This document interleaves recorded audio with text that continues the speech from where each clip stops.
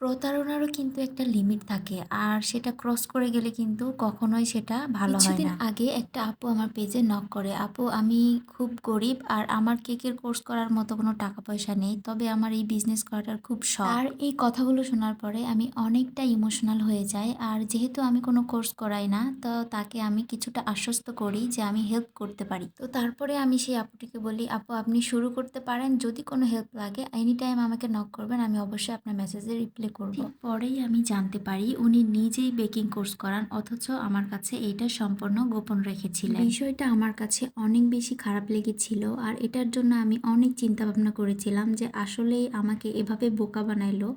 জানি না তার উদ্দেশ্য কী ছিল। অনলাইন বিজনেস কিন্তু চলে একদমই বিশ্বাসের উপর। একটা কাস্টমার আপনার কাছে কোনো কিছু অর্ডার করেছে, তার মানে সে আপনাকে বিশ্বাস করেই কিন্তু অর্ডারটা করেছে। আর আপনি সেখানে যদি মিথ্যা দিয়েই আপনার বিজনেসটা শুরু করেন, তাহলে এর ফলাফল কী হতে পারে আপনি একবার অবশ্যই ভেবে দেখবেন। আর লাইফের ফার্স্ট টাইম এরকম পরিস্থিতির শিকার হলাম আমি। আর আপনাদের কাছে বা বিষয়টা কতটা পজিটিভ মনে হয়েছে আমাকে অবশ্যই একটু কমেন্ট করে জানাবেন। অনেকদিন পরে কিন্তু এই ভয়েস ভিডিওটা শেয়ার করছি আমি। প্রায় অনেকটা দিন পেজে কোনো ভিডিও শেয়ার করা হয় না, তাই ভাবলাম ভিডিওটা শেয়ার করি আর এই এক্সপিরিয়েন্সটাও শেয়ার করলাম। আল্লাহ হাফেজ।